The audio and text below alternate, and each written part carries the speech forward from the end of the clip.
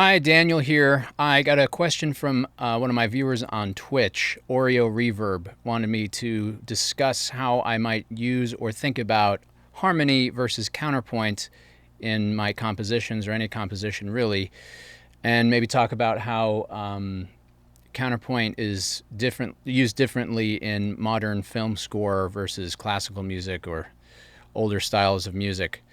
I'm going to do this off the cuff, really. I think, well, let's think about this for a second. So if we're considering harmony, we're thinking about the way that notes line up vertically, right? Anytime you're going to have any type of pitches lining up at the same time, you're talking about harmony. When you're thinking about counterpoint, you're thinking about the way melodies move against each other. Now, if you're going to have any type of melody moving against another melody, you're going to get harmony. And if you have any type of harmony that's going to be changing in any way, you're going to get counterpoint. So the two really can't be without each other. I think some of the confusion comes about perhaps because sometimes when we're studying music, we get a book that says harmony, right? And we also get other books that say counterpoint. Really, it's the same thing. What you're looking at in those books are different sets of preferences and practices that were used at different points of time throughout the history of music.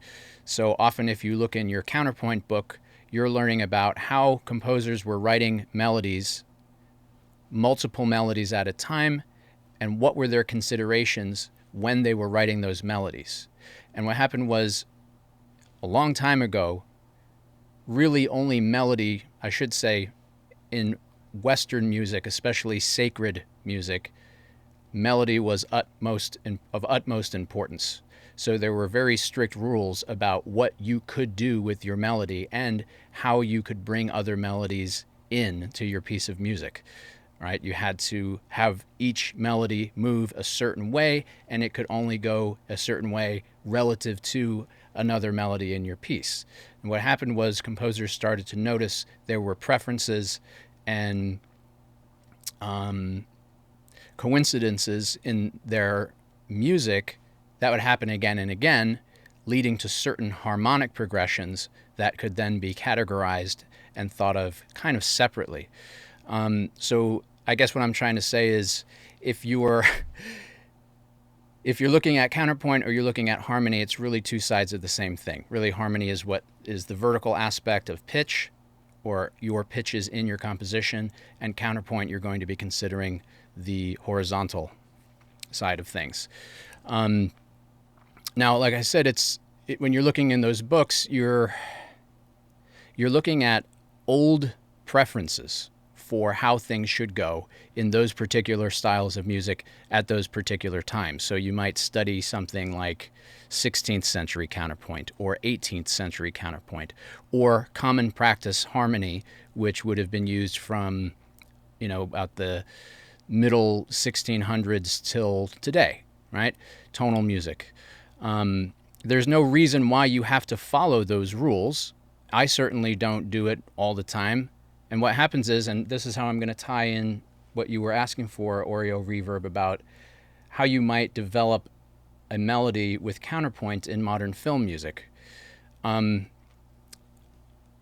If you are following the rules in your books about counterpoint, you're going to get music that sounds like old music. If you're very strict about following those rules, you're going to get something that sounds, let's say, for example, if you're strict about 18th century counterpoint and you're following those particular rules, you're going to get something that sounds quite a bit like 18th century music, for the most part. There are other considerations as well. And here's the example I wanted to tie into your question. In the movie The Aviator, I think the score was done by Howard Shore. There's a selection or a scene in that movie where there's a fugue. So you have imitative counterpoint. Now, I haven't listened to it in a few years, but if I remember correctly, it sounds quite a bit like 18th century counterpoint, something like you would hear in a Bach piece. But I'm pretty sure that there are some different harmonic practices happening in that particular example. I'd have to dig it out. Maybe I could find it and put a link in the description. So if you're trying to develop your melodies for your film score or your game score using strict rules from Counterpoint from a long time ago, it's going to sound like old music.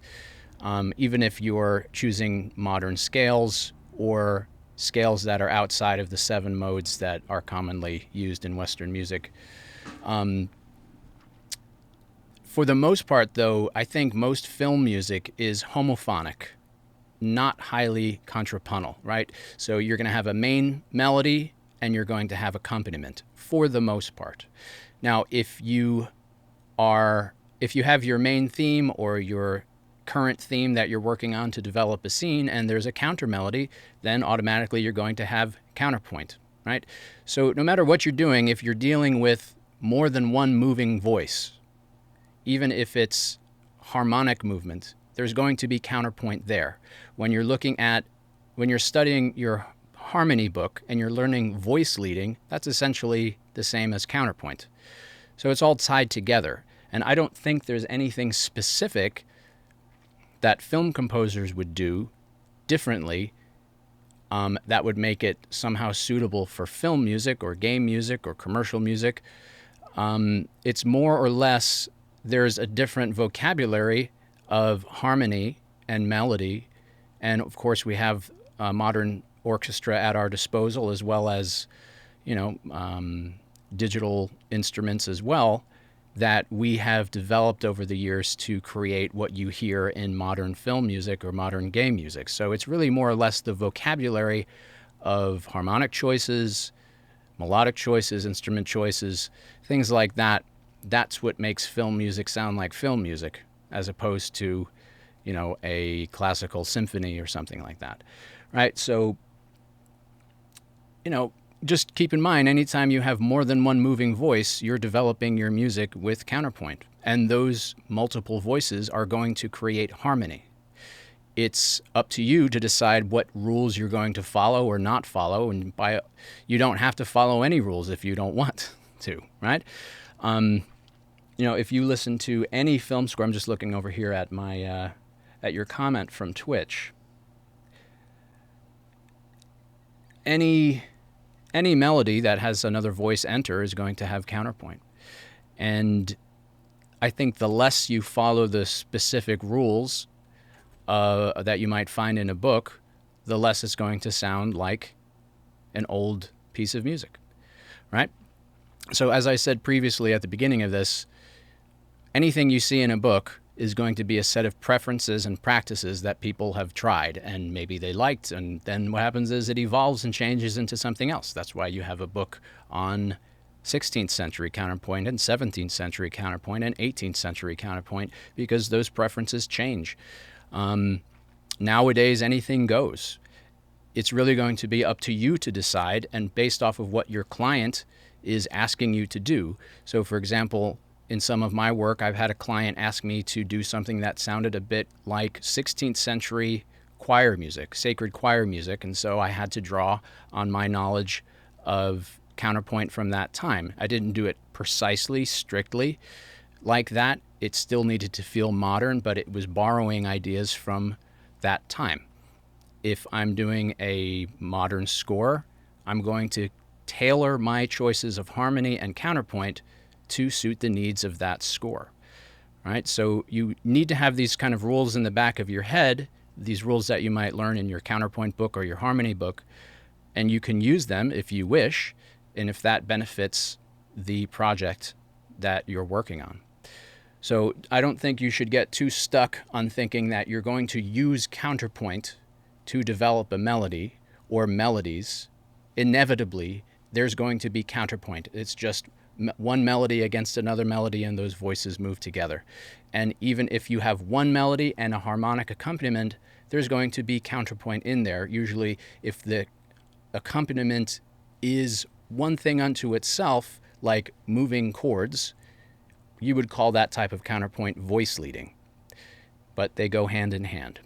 So I hope that was useful. If not, by all means, hit me up on Twitch. Again, you can whisper me on Twitch, or you can find me on any of my social media. If that didn't answer your question, please let me know. I definitely want to provide some useful information. I hope that was. So that's it for now. Let me know if that was useful. All right. And thank you so much, Oreo Reverb, for asking that question. All right. Take a listen to the Aviator score. It's really neat.